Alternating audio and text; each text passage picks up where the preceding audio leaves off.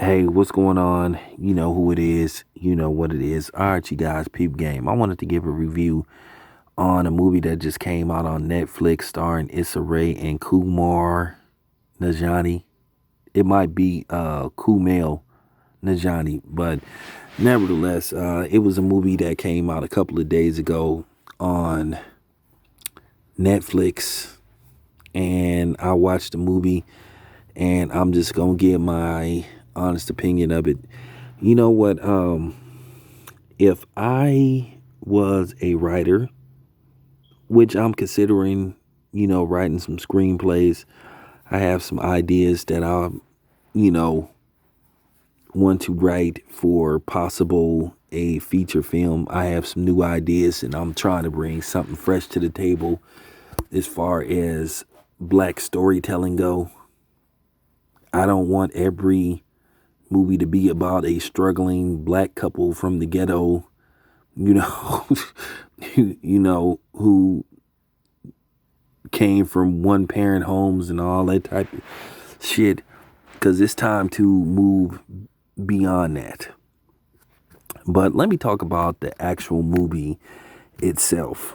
Now, Issa Rae and Kumail Najani play a couple, that's in a relationship. And I'm going to talk about that also, who basically are going for a drive, and they have decided after 4 years of a relationship, they decide to break up. But then right as they break up, basically a intruder enters their car, takes carjacks them while they're in the car, and basically runs over somebody with the car. And then basically, gets out the car. He's about to shoot him, but he runs away. And then basically, some people see them and they call the police, thinking they are the people that used the car to basically run over somebody several times. So basically, they find themselves on the run throughout the city of New Orleans. You know, basically calling themselves, trying to basically clear their names by trying to find out who this person is that basically framed them for murder. You know, one thing about Issa Rae is, like I said before, if I was writing a movie, if it's two people that I would say do not even consider them for the leading lady in this movie, is Issa Rae and Tiffany Haddish. I feel like Issa Rae, she has a problem coming out of character. To me, it looked as if she was still playing that character from Insecure. I didn't see no range. It just looked like her playing the character from Insecure, except this time she's running around with an Indian man.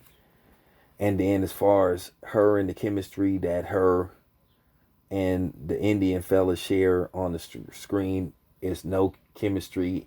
It looks like what it is, scripted. They have no magic on the screen. Now, we all know they didn't had interracial relationships on movies before. This is nothing new. But this particular pairing, it just seemed empty. The comedy wasn't there. And the dude was trying. He was trying to be funny, but there just wasn't no spark between him and Issa Rae. They just didn't mesh well together. It just was a bad idea. This movie seems like something that Seth Rogen said no to. So this is something that it seemed like they asked Seth Rogen to do, and he basically said, "You can let somebody else have it." This movie seemed like this wasn't a movie, quote unquote, for somebody like Issa Rae and the other fella.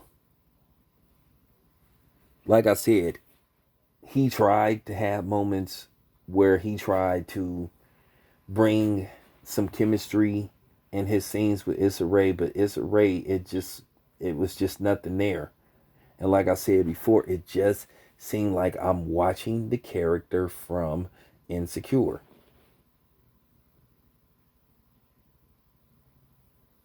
And that says a lot about Issa Rae's acting range.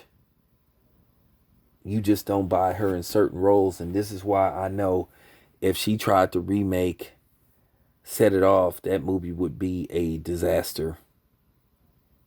It would, when I say it would be a disaster, it would be a disaster. She is not the one to try to revive that movie. Like I said, I just wasn't sold on the character she was playing. It just looked like they was just trying too hard to pair those two together.